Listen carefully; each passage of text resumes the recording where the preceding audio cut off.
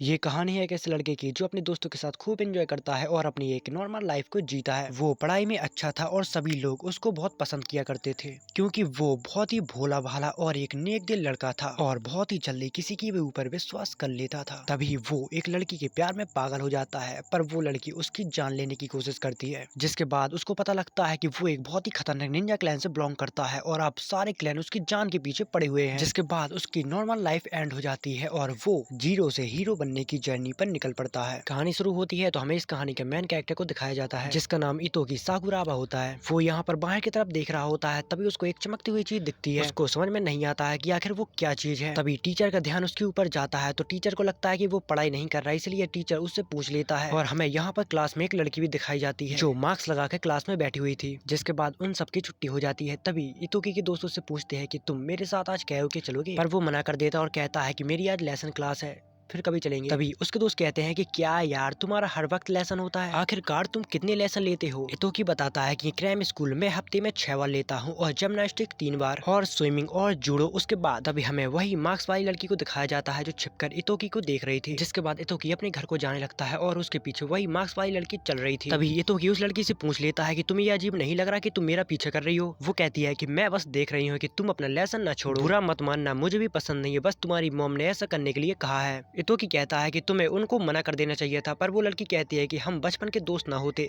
तो मैं शायद मना भी कर देती। तभी हमें पता लगता है कि ये दोनों बचपन के बहुत अच्छे दोस्त हैं और लड़की का नाम कोटेसु है। जिसके बाद इटोकी उछलते कूदते हुए यहाँ से अपने क्रामा स्कूल के लिए जाने लगता है क्योंकि वो एक बहुत ही अच्छा जिम्नास्टिक था। तभी रास्ते में एक वैन के टायर फट जाते हैं और वो जाकर इटोकी से टकराने वाली थी, पर जैसा कि मैंने बताया कि इटोकी एक बहुत ही अच्छा जिम्नास्टिक था, वो उस वैन से बहुत ही आसानी से बच जाता है। तभी हमें यहाँ पर एक लाल बाल वाली लड़की को दिखाया जाता है जो इटोकी को देख रही थी। जिसके बाद सीन शिफ्ट होता है और हमें इटोकी के अंकल को दिखाया जाता है जिनका नाम टोकी शाडा कागा होता है। और यहाँ पर इतोकी की मॉम भी होती हैं जो इस शॉप की ओनर होती हैं, जिनका नाम यूमिका साकुरावा था। जिसके बाद रात हो जाती है और हमें कागा अंकल को दिखाया जाता है जो इतोकी की पिक करने के लिए आए थे। जिसके बाद हमें इतोकी का घर दिखाया जाता है जहाँ पर उसके डैड बहुत ही पहले गुजर चुके थे और अब वो अपनी मॉम के साथ रहता है, जहाँ पर वो अपनी मॉम के साथ खाना बनवाने में हाथ बढ़ाता है। तभी वो अपने मॉम से कहता है कि कॉलेज पूरा हो जाने के बाद मैं कोई अच्छी सी जॉब ढूंढ लूंगा, बट उसकी मॉम कहती है कि कोई नहीं, तुम्हारे फादर का हमारे पास लाइफ इंश्योरेंस है। वो कहता है कि आपके ऊपर बहुत ज्यादा प्रेशर पड़ जाता है, इसलिए मैं अपने थोड़ी लेसन्स कम कर दूं, बट इतोकी की मॉम उसको मना कर देती है और कहती है कि तुम्हें ऐसा नहीं करना चाहिए।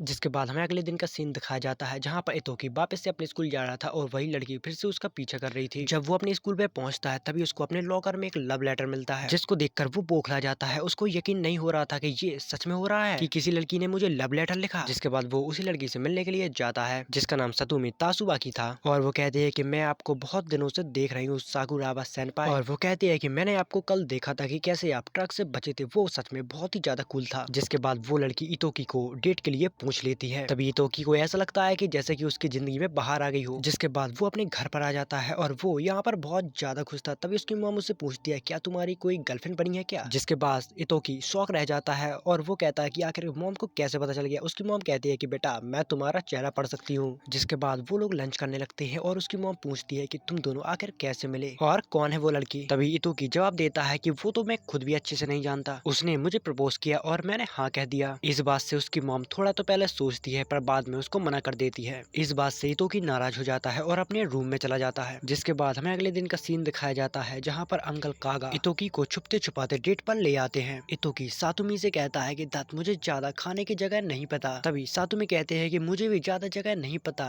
इसलिए तुम क्या मेरे घर चलना चाहोगे। जहाँ पर इतोकी मान जाता है और उसके घर चला जाता है। थोड़ी देर तक तो वो लोग बातें करते हैं, जिसके बाद सातुमी कपड़े उतार देती है, जिसको देखकर इतोकी बिल्कुल शॉक रह जाता है और उससे कहता है देखो तुम बुरा मत मानना, तुम क्या अपने कपड़े पहन सकती हो। सातुमी उसकी बात को नहीं मानती है और उसको किस करने लगती है। तभी वो उठा के उसको फेंक देता है और कहता है कि मैं समझ गया, ये सब प्रैंक है, यहीं कहीं कैमरा रखा होगा। तभी वो बेड के नीचे देखता है तो वहाँ पर कोई होता है, जिसको देखकर वो बिल्कुल डर जाता है। और फिर थोड़ी देर में यहाँ पर बहुत सारे निंजा आ जाते हैं। वो सारे मिलकर बस इतोकी को मारने ही वाले थे। तभी यहाँ पर एक और निंजा आता है, वो इतोकी को बचाता है और उन निंजाओं के साथ फाइट करता है। इतोकी को यहाँ पर कुछ भी समझ में नहीं आ रहा था कि आखिर यहाँ पर चल क्या रहा है। वो निंजा बहुत ही आसानी से इतोकी को बचा लेती है और अपने साथ ले जाती है। वो लोग जब अपना मास्क निकालते हैं तभी इतोकी को पता चलता है कि ये तो वही लोग हैं जो मेरे मॉम के प्राइवेट शॉप में काम करते हैं। तभी थोड़ी देर बाद इनके ऊपर फिर से अटैक हो जाता है, जहाँ पर वो लेडी होती है वो इतोकी को यहाँ से भगा देती है और कहती है कि यहाँ पर हम सब संभाल लेंगे, तुम बस यहाँ से भागो। जहाँ पर भागते भागते भागते उसको रात हो जाती है। अब उसको डर लगने लगा था, तभी यहाँ से एक ऑफिसर गुजरता है और वो उससे पूछता है कि हे तुम यहाँ पर क्या कर रहे हो। ऑफिसर को देख के इतोकी की जान में जान आई। वो ऑफिसर को सब कुछ बताता है जो आज उसके साथ हुआ। तभी उस ऑफिसर के पीछे एक निंजा आता है और वो उसको मार डालता है, जिसको देखकर इतोकी का पूरा शरीर कांपने लगता है। और अब वो लोग उसको मारने पीटने लगते हैं और बांधकर उसे रास्ते पे फेंक देते हैं। जिसके बाद निंजा बस उसको मारने का ऑर्डर का इंतजार कर रहे थे। इतनी ही देर में यहाँ पर अंकल कागा आ जाते हैं और वो इतोकी से पूछते हैं कि क्या बेटा तुम्हारी यार डेट कैसे रही। पलक झपकते ही कागा इतोकी के पास पहुंच जाता है, जिसको देखकर वो निंजा हैरान हो जाते हैं कि आखिर ये कितना तेज है। थोड़ी देर बाद अंकल कागा उन सारे निंजाओं को खत्म कर देते हैं और इतोकी को फैमिली होम टाउन ले आते हैं। उसको यहाँ पर काफी सारे लोगों के बीच बैठा दिया जाता है और फिर यहाँ पर इस टाउन के फैमिली चीफ आते हैं। वो फैमिली चीफ और कोई नहीं इतोकी की मॉम होती है और वो कहती है कि हम ईगा विलेज के शिनोबी हैं। ये सब सुन के इतोकी को कुछ भी पल्ले नहीं पड़ रहा था। तभी वो कहता है कि आप झूठ बोल रही हो ना, आप तो एक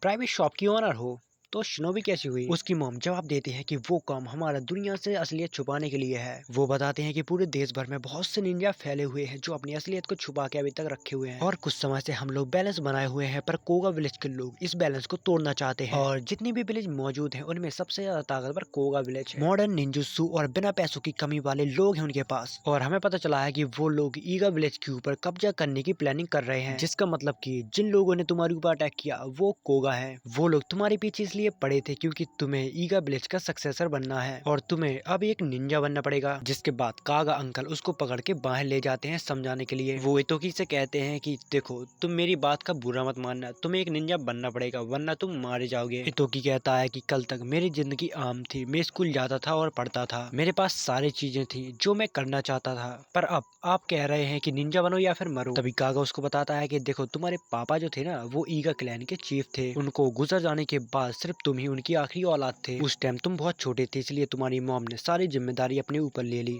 और इस क्लैन की रक्षा करने लगी। तुम्हारी मॉम ने अपने आप को खतरे में डाला क्योंकि वो एक निंजा नहीं है और एक दिन अचानक उनको चीफ बनना पड़ा, बिल्कुल तुम्हारे जैसे उनके हालात थे। जिसके बाद इतोकी रोने लगता है और कहता है कि मैं अपनी मॉम को कभी भी अकेले नहीं छोड़ूंगा। जिसके बाद सीन शिफ्ट होता है और एक मीटिंग बुलाई जाती है। जो इन सारे क्लैन के लीडर होते हैं वो आपस में किसी भी क्लैन को भिड़ने नहीं देते हैं, इसलिए वो कोगा क्लैन से पूछते हैं क्या तुमने ही ईगा क्लैन के ऊपर हमला किया है। कोगा क्लैन वाले बताते हैं कि हाँ हाँ ये सब हमने ही किया, पर हम लोग ऐसे ही डरते रहेंगे तो कुछ भी नहीं कर पाएंगे। तभी जो इनके लीडर होते हैं वो कहते हैं कि कोगा अभी बहुत ताकतवर है और ईगा बहुत कमजोर, इसलिए हम ईगा को बहुत जल्दी ही खत्म कर देंगे। जिसके बाद सीन शिफ्ट होता है और हमें यहाँ पर इतोकी को दिखाया जाता है, जहाँ पर उसकी मॉम की असिस्टेंट बताती है कि आपको अभी स्कूल नहीं भेजा जाएगा क्योंकि वहाँ पर अभी बहुत खतरा है। इतोकी कहता है तो फिर मैं करूंगा क्या। वो बताते हैं कि अब से आप यहाँ पर जाएंगे कोकोटेन निंजा अकेडमी। इतोकी कहता है ये फेक वीडियो बहुत अच्छी बनी है। वो बताती हैं कि इस वीडियो को इसी तरह बनाया गया है कि कोई भी इसको देखकर फेक समझे, बट ये सब रियल है। दूसरी तरफ हमें दिखाया जाता है कि कोगा विलेज के कुछ लोग यहाँ पर मिलने के लिए उसके मॉम के पास आए होते हैं। वो लोग कुछ देर तक बात करते हैं और यहाँ से वो लोग जाने लगते हैं। तभी जो वो ओल्ड मैन होता है वो गाड़ी में बैठता है और अपने बच्चे से कहता है कि अपनी नफरत को दबा के रखो। एक सच्चा निंजा हमेशा अपने दिल को बहुत शांत रखता है। दरअसल यहाँ पर जो लड़का होता है उसका नाम सुजाकू होता है। जिसके बाद सीन शिफ्ट होता है और हमें अगले दिन का सीन दिखाया जाता है, जहाँ पर इतोकी अपने एग्जाम के लिए निंजा स्कूल जा रहा था और उसके साथ किटेसु भी एग्जाम देने के लिए जा रही थी। उनका एग्जाम एक भीड़ भाड़ वाले इलाके में हो रहा था। जहाँ पर वो शॉप के अंदर जाते हैं तो वहाँ पर वो लोग देखकर हैरान हो जाते हैं और सोचते हैं कि यहाँ पर निंजा का एग्जाम कैसे हो सकता है, यहाँ पर तो बहुत सारे लोग हैं। उनको कुछ भी समझ में नहीं आ रहा था। तभी वो यहाँ पर एक वर्कर से पूछते हैं सुनिए यहाँ पर निंजा एग्जाम कहाँ पर हो रहा है। तभी उस वर्कर के एक्सप्रेशन चेंज हो जाते हैं और वो उन लोगों को अपने साथ ले जाती है। वो लोग जब क्लास में पहुंचते हैं तो वहाँ पर पहले से ही काफी सारे लोग बैठे होते हैं। तभी उनका एग्जामिनर आता है और वो उन सबको बताता है कि हमारा एग्जाम कुछ ऐसा होगा हाइड एंड सीक पर। वो बताते हैं कि स्टूडेंट को अलग अलग बांट दिया जाएगा। हाइडर को पहले जाके सर्विस एरिया में कहीं छुप जाना है और उसके 1 मिनट बाद शिखर बाहर जाएगा हाइडर को ढूंढने के लिए और इसका टाइम है 10 मिनट। 10 मिनट के अंदर अगर उसको नहीं ढूंढा गया तो वो इंसान पास हो जाएगा,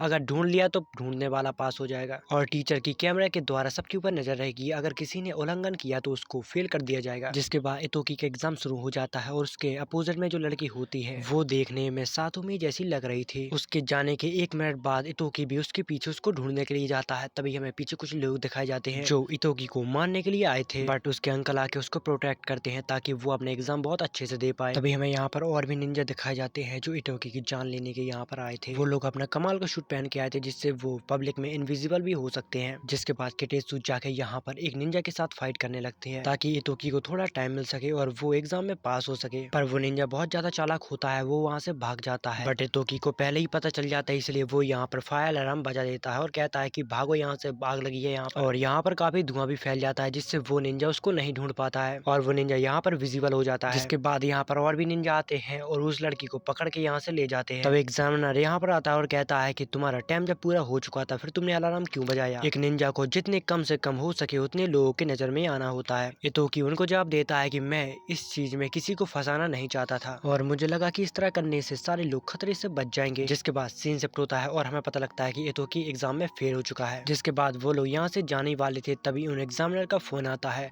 और उन लोगों ने उसको पास कर दिया था। जिसके बाद सीन शिफ्ट होता है और हमें इतोकी का स्कूल दिखाया जाता है। तभी उसके फ्रेंड पूछते हैं कि तुम इतने दिन तक कहाँ गायब हो गए थे। इतोकी उनको जवाब देता है कि कहीं नहीं, बस मैं अपने टेस्टों की तैयारी कर रहा था। वो लोग कहते हैं कि तुमने हमें क्यों नहीं बताया कि तुम पढ़ने के लिए टोक्यो जा रहे हो। जिसके बाद सीन शिफ्ट होता है और अब इतोकी को निंजा स्कूल जाना था जहाँ पर उसकी मॉम कहती है कि तुम अपना अच्छे से ख्याल रखना और खूब मन लगा के पढ़ना। जिसके बाद अंकल कागा उनको निंजा स्कूल के लिए ले जाते हैं। कागा उनको एक ऐसी जगह पर छोड़ता है जहाँ पर अंडरग्राउंड एक रास्ता था। जिसके बाद वो लोग जब अंदर जाते हैं तो वहाँ पर ट्रेन आ जाती है। वो लोग जब अंदर बैठते हैं तो उनको पता लगता है कि पूरी की पूरी ट्रेन ही खाली है और ट्रेन में सिर्फ वो दोनों ही हैं। इतोकी यहाँ पर बैठे बैठे बहुत बोर हो जाता है और किटेत्सु से पूछता है कि हम 3 घंटे से सिर्फ इसी टनल में हैं। किटेत्सु से कहती है कि तुम सवाल करना बंद करो। जिससे थोड़ी देर बाद वो लोग एक अलग ही जगह पे निकलते हैं जो एक पूरा का पूरा आइलैंड होता है। वो लोग जब स्टेशन पे पहुंचते हैं तो यहाँ पर अलग अलग जगह से बहुत सारे बच्चे आए होते हैं। इतोकी की मुलाकात यहाँ पर एक लड़की से होती है जिसका नाम रियोकी सुजुमी था। तभी किटेत्सु इतोकी में एक लात मारती और कहती है कि जल्दी चल। जिसके बाद वो लोग अपनी अकेडमी को देख लगते हैं। तभी यहाँ पर इतोकी एक कुछ लड़कों से टकराने वाला था बट वो टकराने से बच जाता है और उन लड़कों से माफी मांगता है। बट वो लड़के नहीं सुनते क्योंकि वो बहुत ही बुरे लड़के होते हैं। वो उसको मार पाते इससे पहले यहाँ पर एक लड़की आती है और उसको अपने साथ ले जाती है और उससे कहती है कि तुम ट्रांसफर स्टूडेंट हो ना, मुझे यकीन नहीं हो रहा कि पहले ही दिन तुमने उनसे पंगा ले लिया। अगर तुमने फिर से दोबारा ऐसा कुछ किया तो तुम्हारी स्कूल लाइफ बर्बाद हो जाएगी। वो लड़की कहती है कि मेरा नाम कीरी हो और तुम्हारा क्या है। और वो कहता है कि मेरा नाम इतोकी साकुरावा है और मैं ईगा विलेज का हूँ। जिसके बाद वो लोग यहाँ पर अच्छे दोस्त बन जाते हैं और फिर सीन शिफ्ट होता है जहाँ पर हमें इस स्कूल के प्रिंसिपल को दिखाया जाता है। वो स्टूडेंट को यहाँ के सारे नियम बता रहे थे। उनका लेक्चर खत्म हो जाने के बाद वो लोग लंच करने के लिए जाते हैं। तभी तो कि यहाँ पर खाने के लिए कुछ अच्छा लेने लगता है पर वो लड़की उसको मना कर देती है।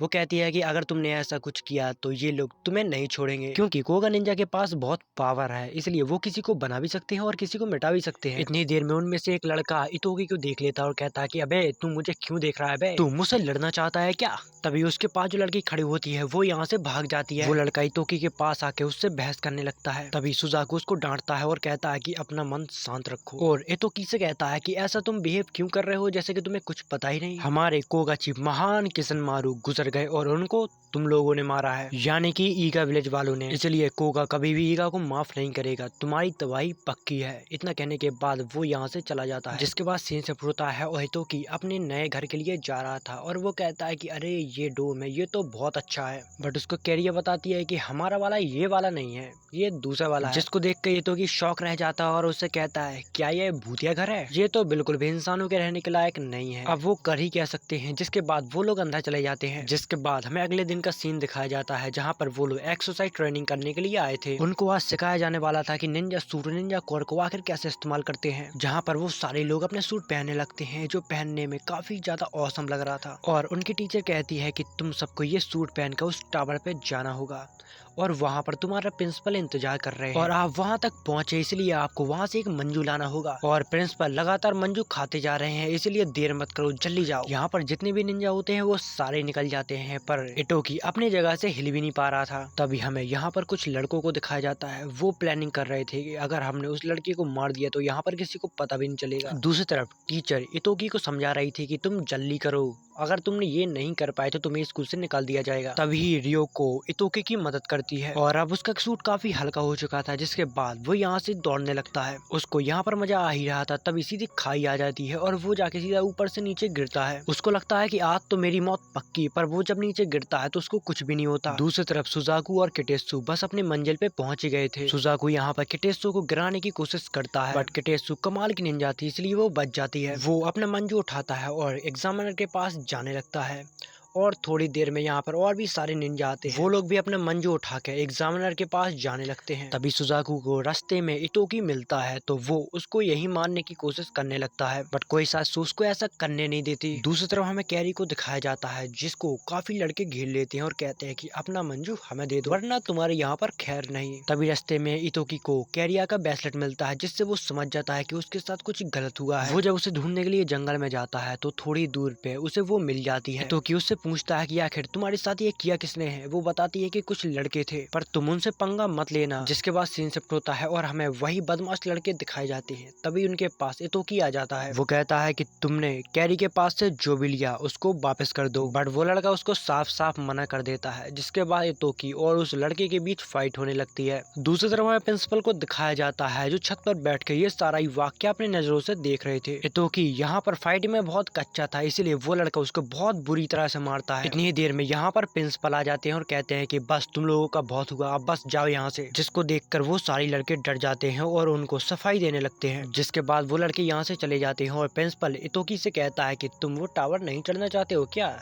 मंजू जल्दी खत्म होने वाले हैं, तो फिर जल्दी करो। जिसके बाद सीन शिफ्ट होता है और इतोकी कैरी को एक मंजू देता है। कैरी कहता है कि नहीं, मैं तुम्हारा मंजू नहीं ले सकती हूँ, पर वो कहता है कि ये मेरा नहीं है। दरअसल फाइट के दौरान ही इतोकी ने उस लड़के का मंजू निकाल लिया था। जिसके बाद इतोकी उस टावर पे चढ़ने लगता है उस मंजू के लेने के लिए, बट अब सिर्फ एक ही मंजू बचा हुआ था और वो भी प्रिंसिपल खा लेते हैं और कहते हैं तुम सिर्फ प्लेयर के साथ शनोबी नहीं बन सकते, तुम्हारा दिल भी अच्छा होना चाहिए। जिसके बाद सीन शिफ्ट होता है और हमें कोगा की एक मीटिंग को दिखाया जाता है, जहाँ पर वो किशिनमारू की मर्डर की मिस्ट्री को सॉल्व कर रहे थे और इस वजह से यहाँ पर एक बहुत बड़ी मीटिंग को बुलाया जाता है। तभी हमें यहाँ पर एक लड़की को दिखाया जाता है जो मीटिंग के लिए बहुत लेट हो जाती है। मीटिंग में वो लोग बताते हैं कि मर्डर के एरिया पे वहाँ पर ना के बराबर सुराग मिला है और जहाँ तक हमें पता लगा कि ये काम ईगा निंजा का है और उन सभी को शक होता है कागा के ऊपर, जिनके वो लोग इन्वेस्टिगेशन करने वाले थे और इस काम को अंजाम देने वाली थी एक लड़की। और वो लोग उस लड़की से कहते हैं कि तुम्हें ये काम बहुत ही सावधानी से करना होगा, क्योंकि वो आदमी बहुत ही ज्यादा खतरनाक है। जिसके बाद हमें कागा को दिखाया जाता है जो गेंटेत्सु आदमी से मिलने के लिए उसके पास आता है। जिसके बाद सीन शिफ्ट होता है और हमें इतोकी का निंजा स्कूल दिखाया जाता है, जहाँ पर उनके टीचर उनको बता रही थी कि आज से 2 दिन बाद तुम लोगों को राइटिंग टेस्ट होगा। जिसके बाद इतोकी बहुत सारी बुक लाता है और रियोको से कहता है क्या तुम मुझे ये सब पढ़ा सकती हो, क्योंकि तुम्हें ज्यादा जानकारी है निंजा टूल के बारे में। तभी यहाँ पर केरियो किटेत्सु आती है। वो कहती है कि देखो तुम सच में गधे ही हो। निंजा टूल का एक और एग्जाम होता है जिसमें हमें आंसर शीट को चुराना होता है। अगर तुमने उसको सक्सेसफुली चुरा लिया तो तुम एग्जाम में पास हो जाओगे, अगर तुम्हें टीचर ने पकड़ लिया तो फिर तुम फेल हो जाओगे। जिसके बाद वो सारे लोग आंसर शीट को चुराने की प्लानिंग करने लगते हैं। जिसके बाद हमें कागा को दिखाया जाता है जो उसी आदमी के पास बैठा था। वो आदमी उसको एक निंजा टूल देता है। दूसरी तरफ इतोकी प्लान बना ही रहा था,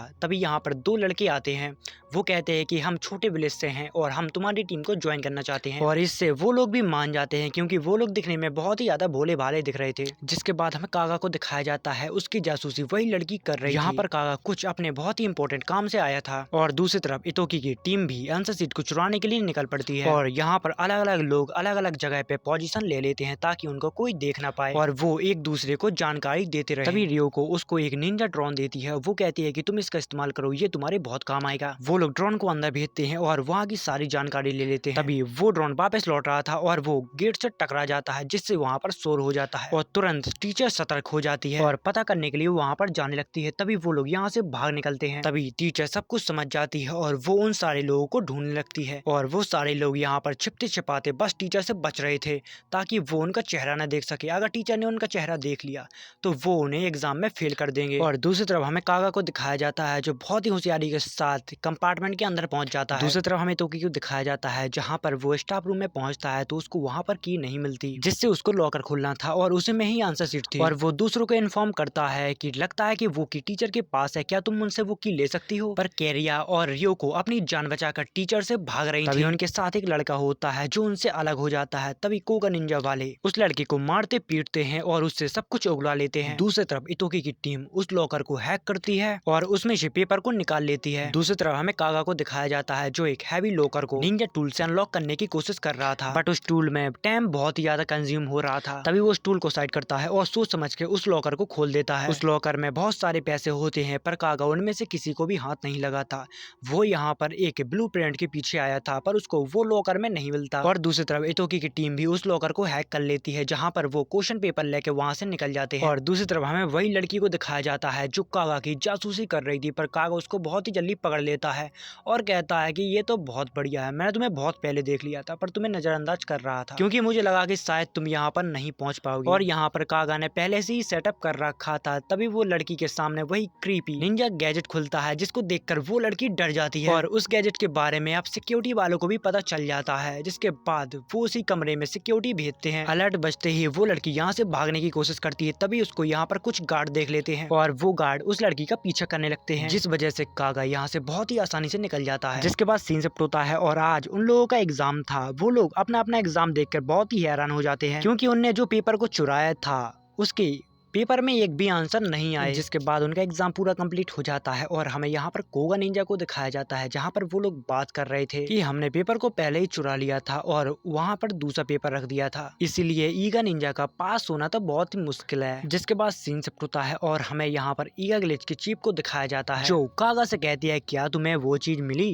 तभी कागा उन्हें बताता है कि हाँ मुझे इंटेल मिली साइगा के लीडर से और मुझे लगता है कि कोगा की निंजा की हमारे सीक्रेट कोर के ऊपर नजर है। तभी यहाँ पर दो और लोग बैठे होते हैं, वो बिल्कुल चौंक जाते हैं। वो कहते हैं क्या आप लोग सच में कह रहे हैं कि हमारे पास सच में एक कोर है? अगर कहानियों की माने तो ये चीज वॉर में पड़ी हुई थी और फिर ईगा के चीफ ने इसको सील कर दिया क्योंकि ये इंसानों के लिए बहुत ही ज्यादा ताकतवर चीज थी। तभी यूमिका साकुराबा कहती है कि हाँ तुमने सही कहा, ये कोई कहानियां नहीं है, ये चीज मौजूद है। जिसके बाद सीन शिफ्ट होता है और हमें इतोकी की टीम को दिखाया जाता है जहाँ पर उनको साफ सफाई करने का काम मिला था क्योंकि वो लोग पेपर में फेल हो चुके थे। तभी कोई सासू इतोकी को बताती है कि मुझे लगता है कि हमारे बीच कोई धोखेबाज है क्योंकि मुझे ऐसा लगता है कि कोगा ने आंसर शीट को बदल दिया था और हमारे ही टीम में कोई उनसे मिला हुआ है। तभी इतोकी बिल्कुल हैरान रह जाता है और कहता है कि हमारे टीम में आखिर ये कर कौन सकता है। जिसके बाद सीन शिफ्ट होता है और उनका अगले हफ्ते समर वेकेशन शुरू होने वाला था, बट उससे पहले सारी क्लासों का एक साथ प्रैक्टिस एग्जाम होने वाला था। ये एग्जाम सच में बहुत ही ज्यादा खतरनाक था क्योंकि हर साल इसमें काफी सारे स्टूडेंट जख्मी होते थे। तभी यहाँ पर किटेसु आती है और इतोकी को बताती है कि लगता है कि मुझे कोगा फिर से अपनी एक नई चाल को चलेगा और हमें बाहर करवाने की उनकी पूरी कोशिश रहेगी। तभी इतोकी उनसे कहता है क्या मैं अपना ये वाला एग्जाम छोड़ सकता हूँ? तभी कैरिया उसको बताती है तुम टूल एग्जाम फेल हो चुके थे, अगर तुमने ये वाला एग्जाम छोड़ा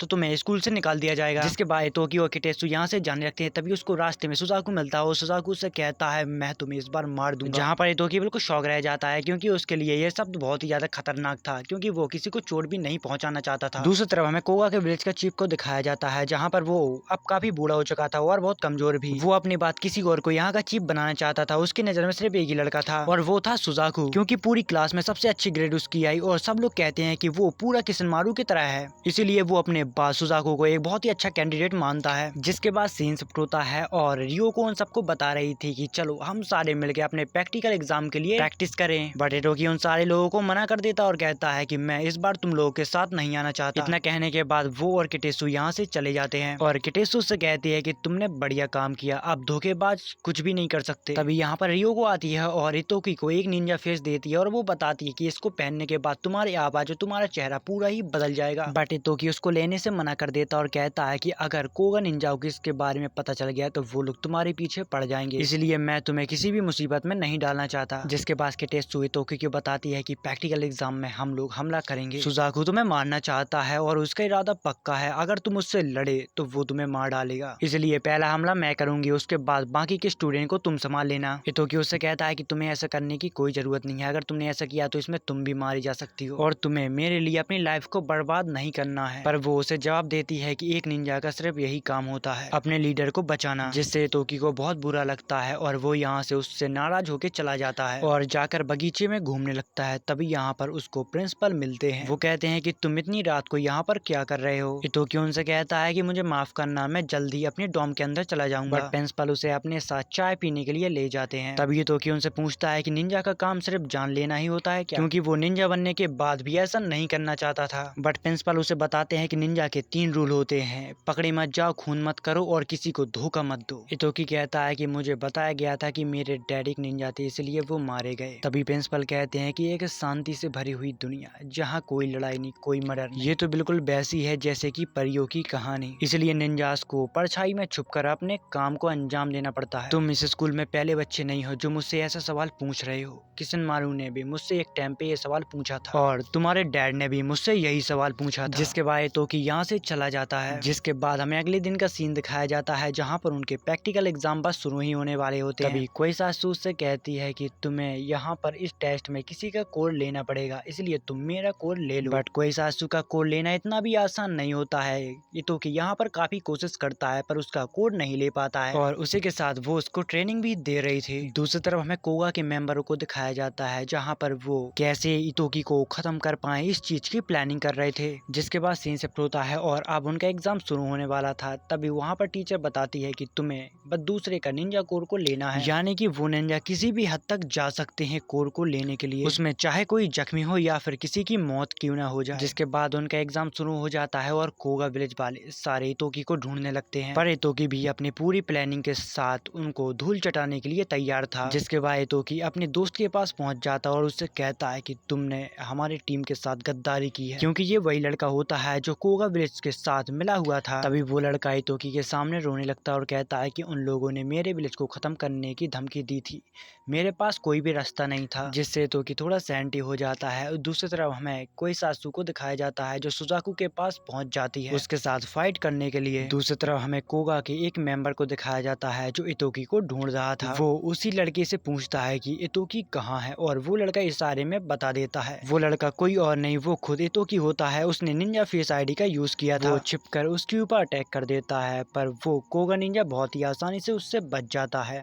और उसके फेस आईडी को डैमेज कर देता है। तभी हमें पता लगता है कि दूसरे फेस आईडी के रूप में और कोई नहीं, खुद सुजाकू है और वो इतोकी को मारने के लिए आया था। अब बात आती है कि कोइटात्सु जिसके पास गई आखिर वो कौन है। दरअसल सुजाकू जिस लड़के की फेस आईडी को यूज कर रहा था वो लड़का कोइटात्सु के पास होता है। तभी कोइटात्सु को यहाँ पर और भी सारे निंजा घेर लेते हैं और उसके साथ फाइट करने लगते हैं। कोइटात्सु उन निंजाओं को बहुत बुरी तरह से मारती है। तभी वो लड़का कहता है कि अगर तुम यहाँ से गई तो हमारा पूरा प्लान चौपट हो जाएगा, इसलिए वो यहाँ पर एक बहुत बड़ा धमाका कर देता है जिससे कोइटात्सु बहुत ही ज्यादा डैमेज हो जाती है और ये धमाका टीचर भी सुन लेते हैं। वो लोग भागकर उस जगह पर जाने लगते हैं क्योंकि निंजा टेस्ट के मुताबिक यहाँ पर कोई भी निंजा टूल का इस्तेमाल नहीं करेगा, उसको जो भी करना है वो अपनी फिजिकल पावर से ही करेगा। तभी हमें दूसरी तरफ इतोकी और सुजाकू को दिखाया जाता है जहाँ पर सुजाकू उसकी बहुत बुरी तरह से पिटाई कर रहा था क्योंकि इतोकी अभी इतना पावरफुल नहीं हुआ कि वो सुजाकू के लेवल पे पहुंच सके। इसलिए जैसे भी बने वो यहाँ से भागने की कोशिश करता है क्योंकि सुजाकू उसको मारने के लिए एक नाइफ लेकर उसके पीछे पड़ा हुआ था। वो लोग भागते भागते एक जंगल में आ जाते हैं बट सुजाकू उसका वहाँ पर भी पीछा नहीं छोड़ता है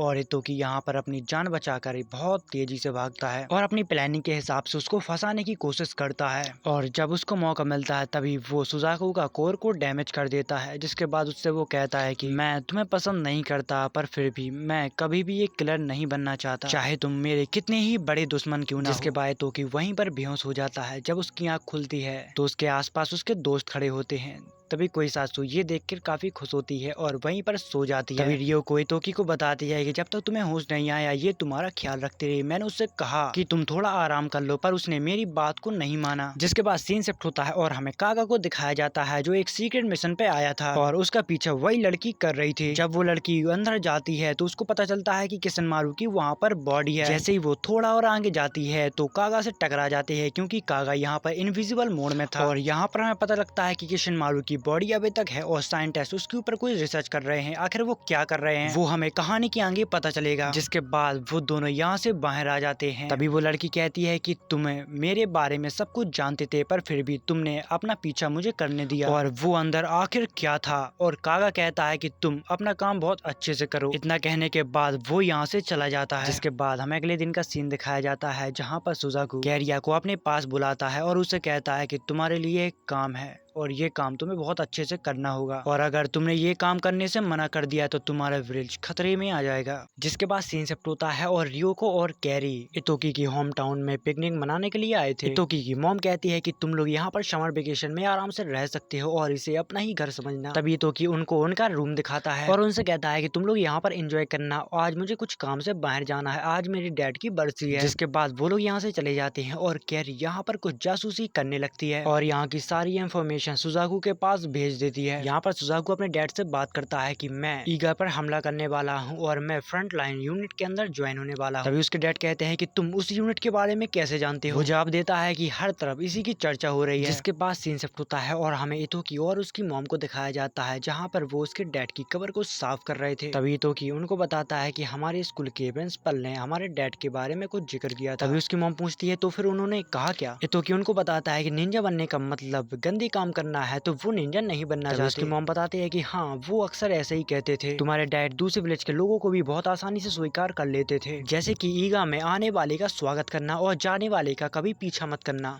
और तुम्हारे डैड तोकीशाडा कागा के साथ एक मिशन में मारे गए, इसलिए कागा अभी तक अपने आप को दोषी मानता है। जब तुम एक निंजा बनोगे तब तुम्हें ऐसे गुनाह सहने पड़ेंगे जो कभी भी नहीं मिटेंगे, इसलिए तुम्हें तैयार रहना होगा। जिसके बाद इतोकी अपने दोस्तों के साथ मार्केट आ जाता है, जहाँ पर उसको कुछ उसके पहचान वाले मिलते हैं। वो उससे पूछते हैं कि आखिरकार तुम्हारा स्कूल कैसा रहा, तुम्हें वहाँ पर मजा तो आ रहा है। तभी उनमें से एक आदमी बोलता है कि अपने क्यूट दोस्तों के साथ मजे करना अच्छी बात है, पर तुम्हें अपनी ट्रेनिंग के ऊपर भी फोकस करना होगा। तभी इतोकी को यहाँ पर पता चलता है कि वो सारे लोग शिनोबी हैं। जिसके बाद वो लोग यहाँ पर जंगल में एक झील के पास नहाने के लिए आ जाते हैं। तभी कैरी उससे एक सवाल पूछती है, ये बताओ तुम्हें कौन ज्यादा अच्छी लग रही है और कौन सेक्सी है। तभी वो किटिशु को देखता है और कहता है कि तुमने अभी भी मास्क पहन रखा है। जिसके बाद वो सारे लोग यहाँ पर मछली पकड़ने लगते हैं और यहाँ पर कोई सासु बहुत ही ज्यादा स्पीड में मछलियों को पकड़ रही थी। दूसरी तरफ कैरी और रियो को भी अपने स्टाइल से मछलियों को पकड़ रही थी, जहाँ पर उनकी बहुत सारी मछलियाँ हो जाती हैं। तभी कैरी यहाँ पर इतोकी को अपनी बातों में उलझाने लगती है और उससे कहती है कि मेरा कोई क्लैन नहीं है, हम फ्रीलांस से बहुत ही छोटे निंजा माने जाते हैं, इसलिए वो दूसरे विलेजों के ऊपर निर्भर रहते हैं, लेकिन कोई भी उन्हें ज्यादा समय तक अपने पास नहीं रखता।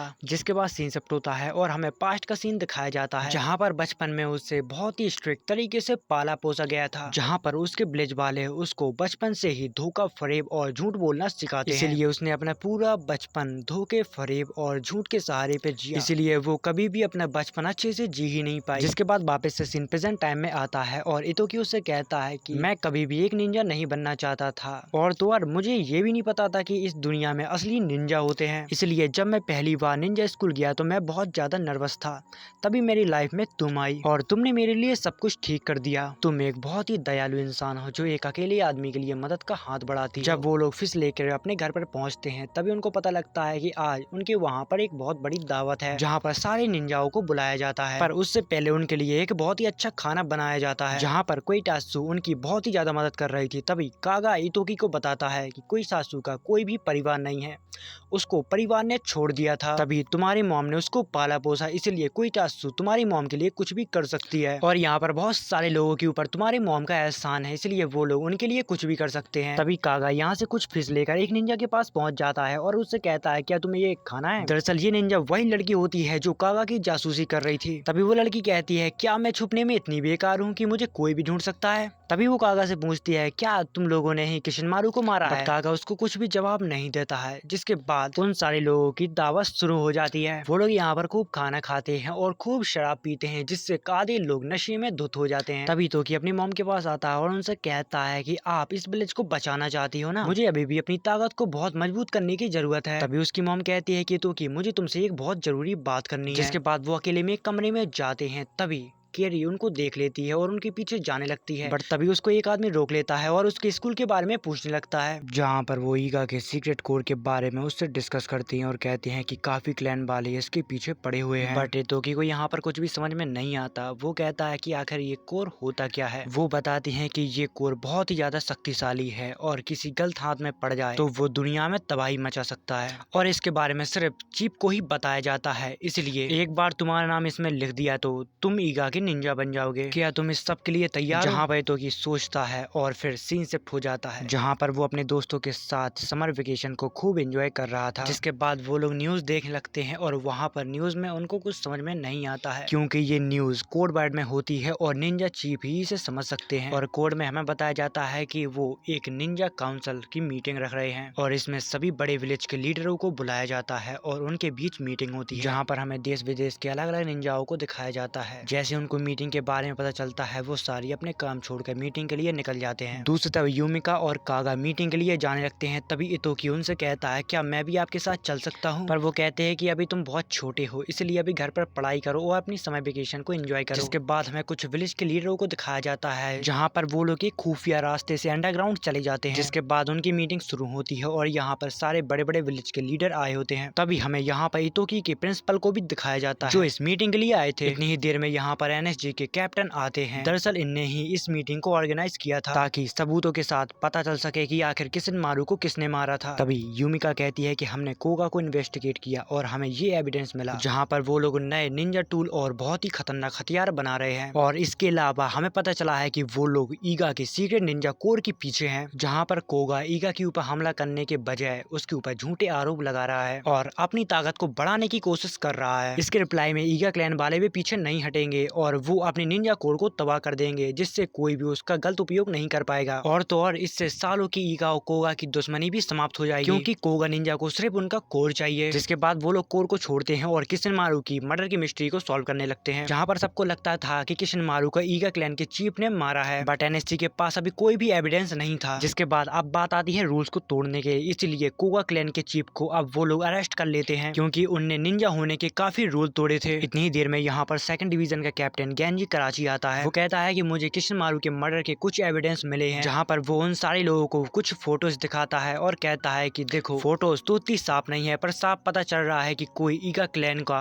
किसिनमारू को मार के गया है। अगर तुम्हें अभी भी विश्वास नहीं हो रहा तो तुम ये फ्रीक्वेंसी भी चेक कर सकती हो क्योंकि यहाँ पर हर निंजा की अलग अलग फ्रीक्वेंसी होती है और यहाँ पर साफ साफ पता लग रहा था कि कोई ईगा क्लैन का किसिनमारू को मार के गया है। जिसके बाद एनएससी के लोग यूमिका साकुराबा को पकड़ लेते हैं चाहे भले उनने वो काम किया हो या ना किया पर वो ईगा क्लैन के चीफ हैं इसलिए उनको वो सब भुगतना पड़ेगा। वो जाते जाते कागा से कहती है कि तुम इतोकी से कहना कि वो विलेज का अच्छे से ख्याल रखे। जिसके बाद ये खबर इतोकी को भी पता चल जाती है कि उसकी मॉम को अरेस्ट कर लिया गया और अब पूरे विलेज की जिम्मेदारी उसके ऊपर है इसलिए उसको चीफ बनना पड़ेगा और पूरे विलेज को संभालना पड़ेगा। दूसरी तरफ हमें कोगा की एक कम्युनिटी दिखाई जाती है जहाँ पर वो लोग अब ईगा के ऊपर अटैक करने वाले थे और उनका इस दुनिया से नामो निशान मिटाने वाले थे। और दूसरी तरफ हमें फर्स्ट डिवीजन के कैप्टन को दिखाया जाता है जो अभी भी उस फोटोज को बड़े ध्यान से देख रहे थे क्योंकि उनको अभी भी कोगा के ऊपर डाउट था क्योंकि वो बहुत पैसे वाले हैं, वो कुछ भी करवा सकते हैं। वो जब उस फोटोज को बड़े ध्यान से चेक करते हैं तो उनको उसमें कुछ गड़बड़ नजर आती है। वो ये बात किसी और को बता पाए इससे पहले कराची आके उसको एक नाइफ मार देता है जिसके बाद उसकी मौत हो जाती है। और अगर आपको पता नहीं है कि ये कराची आखिर है कौन तो ये है सेकंड डिवीजन का कैप्टन जो ईगा के खिलाफ फोटेज लेकर आया था। यहाँ पर डिवीजन 1 का कैप्टन समझ गया था कि ये फोटोज नकली है इसलिए उसने उसको मार डाला। दूसरी तरफ हमें इतोकी को दिखाया जाता है जो क्लैन का लीडर बनने के लिए शपथ लेने वाला था। वो कहता है कि मैं इतोकी साकुराबा आज से इस क्लैन का चीफ हूँ जब तक मॉम नहीं आ जाती। दूसरी तरफ हमें यूमिका साकुराबा को दिखाया जाता है जहाँ पर सेकंड डिवीजन का कैप्टन आकर उससे कहता है तुम्हें तो अब मौत ही मिलेगी। उसके बाद वो कोगा चीफ के पास जाता है और उनको जेल से बाहर निकाल लाता है। जिसके बाद सीन शिफ्ट होता है और हमें कोगा के अब मंसूबे दिखाए जाते हैं जहाँ पर वो लोग अभी तक निंजा रोबोट के ऊपर रिसर्च कर रहे थे और अब उनकी रिसर्च पूरी हो गई थी। जिसके बाद सीन शिफ्ट होता है और हमें सेकंड डिवीजन के कैप्टन को दिखाया जाता है जहाँ पर वो कहते हैं कि तुम्हारा कैप्टन एक बहुत ही जरूरी मिशन पे गया है और वो बताता है कि किसिनमारू के मर्डर में ईगा क्लैन दोषी पाया गया है इसीलिए यूमिका साकुराबा को फांसी की सजा दी गई है। यहाँ पर वो कैप्टन जानता था कि इन सारे लोगों में कोई भी उस केस के ऊपर वापस नहीं जाना चाहेगा क्योंकि पूरे ओपस में सिर्फ एक ही लड़की ही बहुत ज्यादा ईमानदार है क्योंकि वो इस केस के ऊपर अच्छे से इन्वेस्टिगेट कर सकती है जिससे वो फंस सकता है। इसलिए वो उसको फर्स्ट डिवीजन का कैप्टन बना देता है ताकि उसको इस केस के ऊपर इन्वेस्टिगेट करने का टाइम ही न मिल पाए। और ये लड़की कोई और नहीं वही लड़की होती है जो कागा की जासूसी जासूसी कर रही थी, जिसका नाम मिस सीनो कायोकी होता है। जिसके बाद सीनो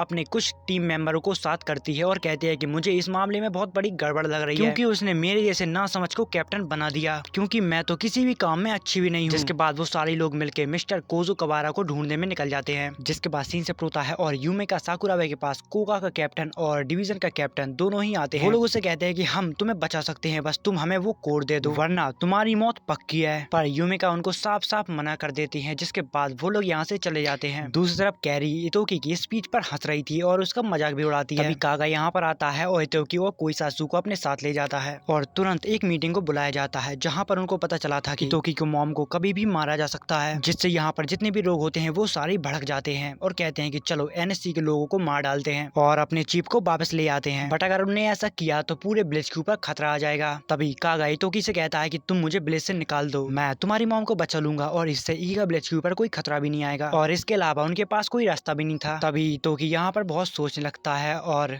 कोईसात्सु उसके गले पे नाइफ रख देती है और कहती है कि मुझे जाने दो, क्योंकि मेरा कोई परिवार नहीं है, तुम्हारी मॉम ही मेरा सब कुछ है, इसलिए मैं उनके लिए कुछ भी कर सकती हूँ। क्योंकि जब उसके घर वालों ने उसे घर से बाहर निकाल दिया था, तभी यूमिका ने उसे अपने बच्चे की तरह पाला और कभी भी किसी भी चीज की कमी नहीं होने दी। तभी इतोकी कहता है कि शुक्रिया तुम्हारा, मैं उन्हें नहीं निकाल सकता, इसलिए आप लोग उन्हें ईगा निंजा के रूप में बचाओ, इसलिए अपनी पूरी तैयारी के साथ निकल पड़ो ताकि कोगा और एनएससी को इस बारे में पता न चल सके। तभी हमें कैरी को दिखाया जाता है जो छुपकर ये सब बातों को सुन रही थी और वो सुजाकू के पास ये सारी बातें पहुंचा देती है और सुजाकू अपने चीफ को इस बारे में सब कुछ डिटेल में बता देता है। अभी हमारे पास बहुत अच्छा मौका है, क्योंकि ईगा में अभी कोई नहीं है, इसलिए हम ईगा के चीफ को मार सकते हैं। जिसके बाद कोगा एक मीटिंग को बुलाते हैं और वहाँ पे बताते हैं कि हम लोग ईगा के ऊपर बहुत ही जल्दी हमला करने वाले हैं। वो लोग अपने निंजाओं को भी तैयार कर लेते हैं, जहाँ पर वो लोग कहते हैं कि अभी ईगा में टोकीशाड़ा कागा नहीं है, क्योंकि कोगा का बड़ा से बड़ा निंजा उससे डरता है, क्योंकि कागा एक बहुत ही सनकी आदमी है और अगर वो विलेज में नहीं होगा तो हमारी जीत पक्की है। बट यहाँ पर जो सुजाकू के डैड होते हैं वो ऐसा करने से उनको मना करते हैं और उनके साथ काफी लोग भी मना कर देते हैं और कहते हैं कि हम आपके इस प्लान में साथ नहीं दे सकते, अगर हमारा प्लान काम नहीं आया तो कागा हम सारे लोगों को मार डालेगा, क्योंकि हमें ईगा के शिनोबी को कमजोर नहीं समझना चाहिए, वो बहुत ही खतरनाक होते हैं। वो लोग अपनी पुरानी से पुरानी टेक्निक को अपनाते हैं, जिनसे हमारी टेक्नोलॉजी उनके सामने फीकी पड़ जाती है। और जो कोगा के चीफ होते हैं वो सुजाकू के डैड को गोली मार देते हैं, जिनसे उनकी वहीं पर ही मौत हो जाती है। जिसके बाद सीन शिफ्ट होता है और हमें इतोकी के स्कूल के फ्रेंड दिखाए जाते हैं, जहाँ पर वो लोग बात कर रहे होते हैं। अब तो काफी वक्त हो गया है इतोकी को, अब तो टोक्यो में उसकी काफी सारी गर्लफ्रेंड बन गई होंगी। तभी उनको पता लगता है कि पूरे शहर में अनएक्सप्लॉइड बॉम्ब है, जिससे टॉक्सिक गैस भी फैल सकती है, इसलिए पूरे शहर को खाली किया जा रहा है। तभी इतोकी के पास एक शिनोबी आता है, वो उससे कहता है कि ये सारी खबर झूठ है, ये सारा कोगा का काम है, वो लोग किसी भी हालत में ईगा को खत्म करना चाहते हैं, इसलिए अब उनकी एक जंग शुरू होने वाली है, जहाँ पर ईगा विलेज भी अब जंग के लिए रेडी हो जाता है और अपने सारे हथियारों को तैयार कर लेता है। जहाँ पर हमें ईगा क्लैन के पास बहुत ही खतरनाक हाईटेक हथियार दिखाए जाते हैं, जहाँ पर वो मिसाइलों के साथ कोगा के ऊपर अटैक कर देते हैं। बट कोगा भी यहाँ पर जंग के लिए बहुत अच्छे से तैयार होके आया था और ईगा क्लैन का शिनोबी अपनी जान से भी नहीं मुकरता। उसको चारों तरफ से जब सारे कोगा क्लैन वाले घेर लेते हैं तो वो अपने आसपास ब्लास्ट कर देता है, जिससे उसकी भी जान चली जाती है। पर उसको फक्र था कि उसने अपने क्लैन के लिए बहुत कुछ किया है और उस ब्लास्ट से 21% कोगा खत्म हो जाते हैं। दूसरी तरफ हमें कागा और किटेत्सु को दिखाया जाता है, जहाँ पर वो एनएससी के अंदर भेस बदल के जाने वाले थे। जैसे ही वो लोग एनएससी के अंदर पहुंचते हैं तभी उनको बहुत सारे गार्ड घेर लेते हैं, पर वो दोनों बहुत ही ज्यादा पावरफुल थे, इसलिए वो लोग उनको बहुत ही आसानी से मार के यहाँ से आगे बढ़ जाते हैं। वो लोग जब यूमिका के पास पहुंचते हैं तो वो कहते हैं कि हम आपको बचाने के लिए आए हैं। यूमिका उनसे कहती है कि तुम लोग ऐसा क्यों कर रहे हो। कागा उन्हें बताता है कि ये हमारे नए चीफ का ऑर्डर है और इस ऑर्डर को हम पूरा करके रहेंगे। वो लोग यहाँ से निकल पाते इससे पहले एनएससी और कोगा के लोग उनको घेर लेते हैं, जिसके बाद ये एपिसोड एंड हो जाता है। और अगर आपको इसका पार्ट 2 चाहिए तो फिर कमेंट करो यार, ताकि मैं आपके लिए ऐसी अमेजिंग वीडियो लाता रहूं। और यहाँ से हमारे चैनल को सब्सक्राइब भी कर लेना।